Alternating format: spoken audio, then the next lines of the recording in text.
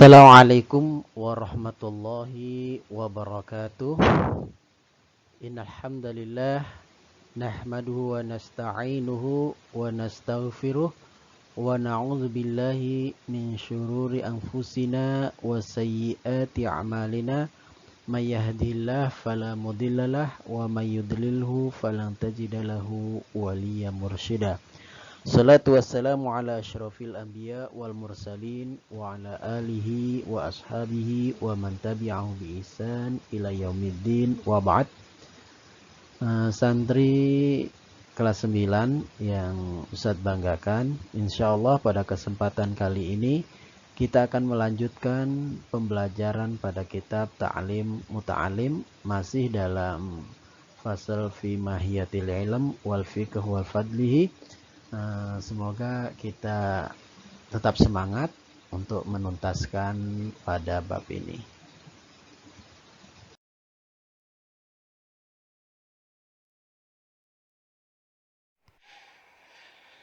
Wa amma tafsirul ilmi, sedangkan tafsirnya ilmu, fahuwa sifatun. Ilmu itu apa? Sifat. Orang dikatakan berilmu berarti punya sifat yatajalla biha, yang akan nampak sifat tadi, liman qamat hiya bihi al-madhkur wal nam, liman qamat hiya bihi. Ilmu adalah sifat yang akan nampak ilmu tadi kapan? Ketika orang mau mengamalkan, menegakkan ilmu tersebut. Berarti ilmu baru akan dikatakan ilmu kapan? Bila menghasilkan amal. Sehingga tidak aneh sebagian salaf mengatakan innamal ilmu khaitun. Sesungguhnya yang dinamakan ilmu kapan? Ketika menumbuhkan rasa takut, membuahkan rasa takut.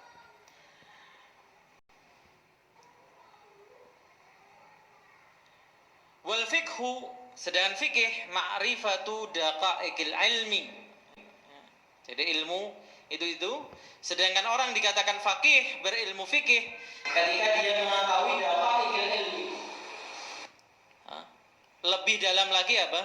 Tentang rincian ilmu. Ma'anau'i ilajin, dengan berbagai macam apa? Pengobatannya. Artinya semakin dalam orang mengetahui ini permasalahannya, solusinya ini dan sebagainya, itu dikatakan orang yang faqih. Maka pernah kita sebutkan orang faqih itu bukan orang yang bisa membedakan antara yang halal dan haram. Kalau itu mudah, itu baru derajat ilmu. Tapi orang faqih kapan?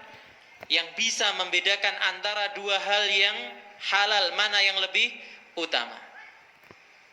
Dan bisa membedakan antara dua yang haram, mana yang lebih ringan keharamannya. Itu orang yang faqih. Ya, ada dua hal yang boleh dikerjakan, tapi mana yang lebih utama dalam satu kondisi. Nah, ini bukan sembarang orang bisa menentukan. Qala Abu Hanifah rahmatullah alaih, berkata Imam Abu Hanifah, semoga Allah merahmatinya, al-fiqhu, fikih adalah ma'rifatun nafsi, pengetahuan jiwa, pengetahuan seseorang, malaha, apa yang menjadi haknya, wa ma'alaiha, dan apa yang menjadi kewajibannya. Wa qala, dan beliau juga mengatakan, mal ilmu illa al-amalu bihi. Tidaklah dikatakan ilmu kecuali apa? Mengamalkan ilmu tersebut. Wal amali, dan yang dikatakan mengamalkan ilmu kapan? Tarkul ajili lil ajili. Tarkul ajil lil ajil, meninggalkan yang segera untuk yang kemudian hari. Apa maksudnya? Ikhlas. Jadi beramal yang sebenarnya apa? Meninggalkan yang segera. Yang segera itu apa? Mendapatkan pujian orang, mendapatkan sanjungan, mendapatkan keuntungan duniawi. Itu yang segera. Lil ajili, untuk yang kemudian hari. Apa yang kemudian hari? Pahala, surga, ridhonya Allah. Jadi orang akan dikatakan beramal yang sebenarnya kapan? Ketika dia mengikhlaskan amal. Jadi ilmu tidak dikatakan ilmu kecuali kalau amalkan, amal tidak dikatakan amal kecuali dengan ikhlas. Fayan bagi lil insani an yaghfula an nafsihi wa ma yanfa'uha wa ma yadhurruha fi ulaha wa ukhraha. Ini ada ketambahan titik. Fayan bagi lil insan, maka seharusnya bagi setiap manusia an yaf'ala. Begitu ya. Ini kebalik. Bukan an yaghfula, an yaf'ala. An nafsihi. Untuk an yaf'ala li nafsihi. Untuk dirinya ma yanfa'u, apa yang membawa kemanfaatan. Jadi kewajiban kita dalam hidup itu apa? Beramal yang membawa kemanfaatan dan menjaga diri dari wa ma yadhurruha, dan menjaga dari yang mencelakainya. Fi ulaha wa ukhraha, baik di dunia maupun di akhiratnya. Fayastajliba ma yanfa'uha, sehingga dia mengambil hal-hal yang bermanfaat, wa yajtaniba ma yadhurruha, dan meninggalkan, menjauhi yang membahayakannya. Kaila yakunu, supaya kaila yakuna, supaya tidak terjadi apa? Aqluhu wa ilmuhu hujjatan alaih. Jangan sampai akal dan ilmunya akan menjadi musuh kita. Yang membedakan kita dengan hewan tadi apa? Kita diberi ilmu, kita diberi akal. Maka jangan sampai seperti katakan Al-Qur'anu hujjatun laka au alaika. Ilmu pun demikian. Setelah orang belajar, setelah orang berakal, jangan sampai ilmu malah akan menjadi musuh kelak. Kamu kan sudah tahu ini, kenapa tidak lakukan? Kamu sudah tahu itu, kenapa kamu langgar? Fayazdadu uqubatan. Karena yang demikian ini akan menambah apa? Hukuman kabura maqtan indallahi an taqulu ma la kun. Na'udzu billahi min sakhatihi wa iqabihi. Maka kita berlindung kepada Allah dari apa? Murka dan hukumannya.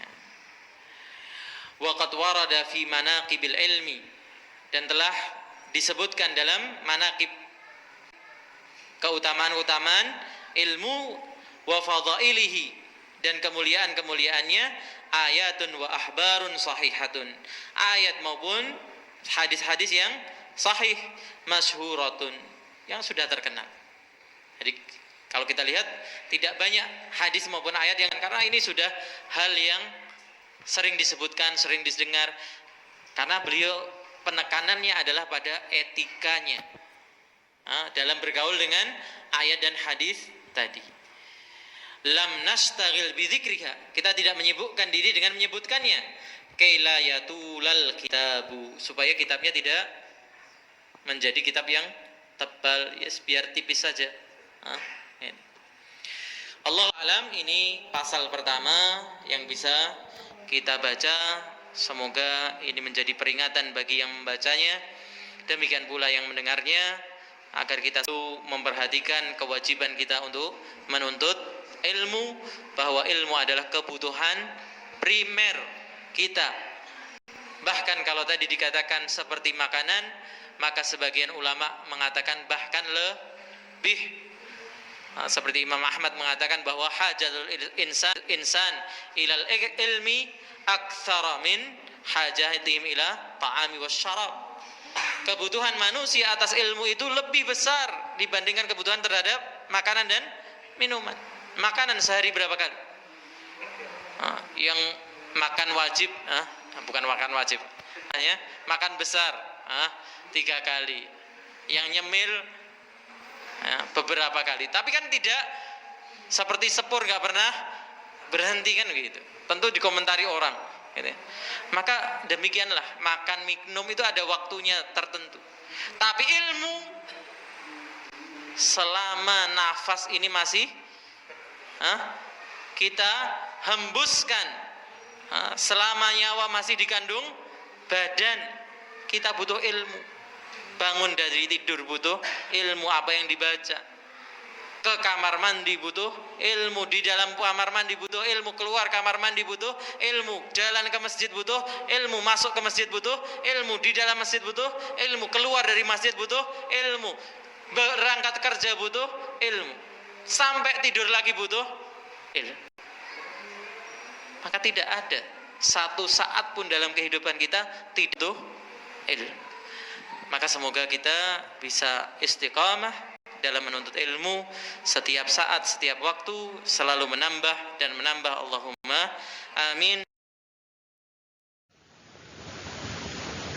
Alhamdulillah, kita telah menyelesaikan pembelajaran kita pada semester ganjil di tahun pelajaran 2020-2021 pada kitab Ta'lim Muta'alim ini, dan insya Allah materi penilaian akhir semester sampai di pembelajaran yang terakhir ini jadi materi penilaian akhir semester nanti itu dimulai dari halaman 2 sampai halaman 9 sebelum bab berikutnya. Ustadz berharap kita semua belajar untuk mempersiapkan penilaian akhir semester, dan semoga ilmu kita diberkahi dan kita mendapatkan hasil yang terbaik. Kita tutup dengan hamdalah dan doa kafaratul majlis. Alhamdulillahirabbil alamin. Akhirul kalam. Assalamualaikum warahmatullahi wabarakatuh.